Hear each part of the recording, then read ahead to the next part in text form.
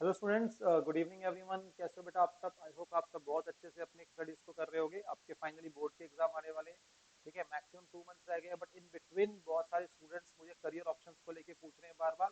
तो यहाँ पर आज मैं इस वीडियो के अंदर 3 करियर ऑप्शंस आपके लिए लेकर आया हूँ। आप देख भी सकते हैं, जैसे सीए, सीएस एंड सीएमए। ये 3 बड़े बड़े ऑप्शंस हैं जो आपके लिए आप क्लास 12th के बाद ऑप्ट कर सकते हो बेटा। चलिए जी, इसके वीडियो में आगे बढ़ने से पहले एक चीज मैं आपको बता दूं कि जो तीनों कोर्सेज है ये जरूरी नहीं है सिर्फ कॉमर्स स्टूडेंट्स वालों के लिए। मतलब नॉन कॉमर्स बैकग्राउंड से भी हो तो भी आप सीए, सीएमए और सीएस कर सकते हो बेटा। ठीक है, तो ऐसा कुछ नहीं है कि सिर्फ आप क्या कहते हैं कॉमर्स स्टूडेंट हो तो इन कोर्सेज को कर सकते हो। आप नॉन कॉमर्स बैकग्राउंड से हो तो भी कर सकते हो। आप समझो ये वाली बात। दूसरा एक पॉइंट जो बड़ा बच्चों के माइंड में रहता है, सर हमारे पास मैथ्स नहीं थी कि हम सीए कर सकते हैं। यस, मैथ्स हो या ना हो उससे कोई फर्क नहीं पड़ता, आप सीए कर सकते हैं बेटा। और इसकी मैथ्स और जो आपकी क्लास 11 12 की मैथ्स है उसका कोई आपस में रिलेशन नहीं है बहुत ज्यादा।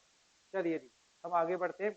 अगर आपको इस कोर्सेज के बारे में डिटेल में जानना है तो आज मैं पूरी वीडियो बना लेकर आया हूँ। आपको इस वीडियो के अंदर सब चीजें मैं बताऊंगा। ठीक है, बट एक ब्रॉड ओवरव्यू दे रहा हूँ तीनों कोर्सेज का। इन तीनों कोर्सेज में सिमिलैरिटीज क्या है, इन तीनों कोर्सेज में डिफरेंसेस क्या है, वो सब चीजें मैं इस वीडियो में आपको बताऊंगा। चलिए जी, हम स्टार्ट करते हैं। जैसे कि आप देख पा रहे हो, पॉइंट नंबर 1 जो हमारा इसके अंदर स्टेजेस, ये हमारे सीए कोर्स है या सीएमए है या सीएस है, तीनों की स्टेजेस क्या है? अगर स्टेजेस की बात करूं बेटा, तीनों की स्टेजेस आपकी है, 3 स्टेजेस हैं। Foundation, intermediate and final level. हालांकि जो सीएस कोर्स है इसी में इसी तीनों स्टेजेस को इन्होंने डिफाइन कैसे करा है। EET, that is called executive entrance test. Number 2 आपका एग्जीक्यूटिव, नंबर 3 क्या हो गया आपका प्रोफेशनल। है ये वही फाउंडेशन, इंटर एंड फाइनल। तो 3 लेवल होते हैं तीनों कोर्सेज के अंदर। नंबर 2, इनमें करियर अपॉर्चुनिटीज क्या होती हैं आपके पास? अगर मैं बात करूँ एज चार्टेड अकाउंटेंट, मैं खुद चार्टेड अकाउंटेंट हूँ, तो आपके पास कई ऑप्शंस बहुत ज्यादा होते हैं। लाइक अपनी आप जॉब कर सकते हो, अपनी आप प्रैक्टिस कर सकते हो, ये दोनों काम कर सकते हो। ठीक है, आपकी फील्ड्स क्या क्या रहेंगी? मेनली जो आप टैकल करोगे फाइनेंशियल रिपोर्टिंग्स के अंदर टैकल करोगे, आप टैक्सेशन मैटर्स में टैकल करोगे, किसी कंपनी के आप सीएफओ बन सकते हो, आप किसी कंपनी के लाइक अकाउंटिंग डिपार्टमेंट को हैंडल कर सकते हो। आपके बहुत करियर ऑप्शंस होते हैं।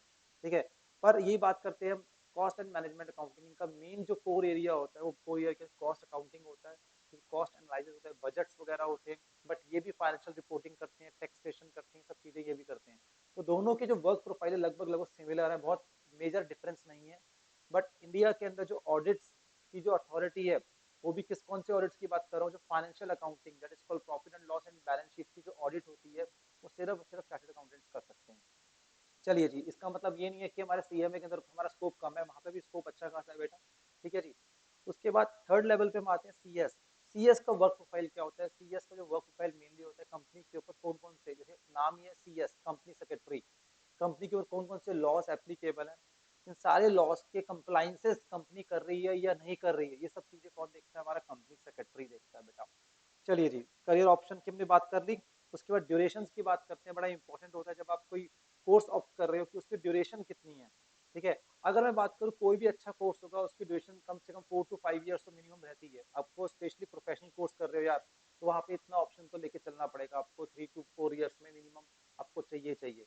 अगर हम सीए की बात करें, एवरेज टाइम पीरियड की बात करूँ मैं आपसे, 4 to 5 ईयर्स आपको लगने ही लगने हैं। उसके बाद same with the cost and management accounting. But company secretary में थोड़ा कम टाइम लगता है आपको, 3 to 4 ईयर्स में आप कंप्लीट कर सकते हो।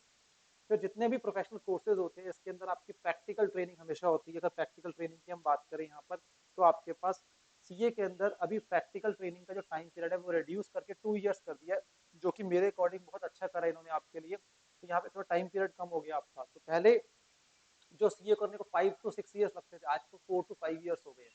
तो एक अच्छा पॉइंट है। और सबसे बेस्ट पार्ट क्या तीनों कोर्स का पता है आपको बेटा? तीनों कोर्स के अंदर ही आपको एक तरीके से पोस्ट ग्रेजुएशन वाली डिग्री आपको प्रोवाइड करी जाती है। ठीक है, आप पोस्ट ग्रेजुएट होते हो उसके अंदर, हालांकि आप प्रोफेशनल हो। ठीक है, अब हम बात करते हैं किसकी, कॉस्ट एंड मैनेजमेंट अकाउंटिंग। इनकी भी अपनी आर्टिकलशिप है। ठीक है, तो आर्टिकलशिप में इनका 4 to 5 ईयर्स, सॉरी आपका 15 मंथ्स की है, और इसमें क्या 21 मंथ्स की।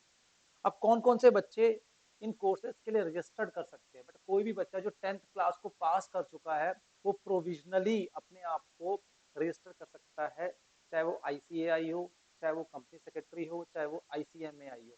तीनों में से किसी के बाद भी अपने आप को रजिस्टर कर सकता है। ऐसा नहीं है कि आपको 12th पास करनी है, आपको 10th पास करने का क्राइटेरिया है और अपने आप को आप रजिस्टर करा सकते हो। जनरली जो सीए है और सीएमए है, ये दोनों अपने एग्जाम जो कंडक्ट करते हैं साल में 2 बार करते हैं, एंट्रेंस एग्जाम्स। और जो कंपनी सेक्रेटरी है, कंपनी सेक्रेटरी साल में 4 बार एग्जाम कंडक्ट कर रहा है आपका एंट्रेंस लेवल पर। ठीक है, जो जैन, मई, जुलाई, नवंबर, ठीक है जी। यहाँ पे मोर ऑफ प्रैक्टिकल देखने को मिलता है आपको कोर्स करते वक्त, यहाँ पे मोर ऑफ थ्योरी देखने को मिलती है, ठीक है। उसके अकॉर्डिंग थोड़ा सा आप इंटरेस्ट एरिया अपना डिसाइड कर सकते हो, ठीक है जी।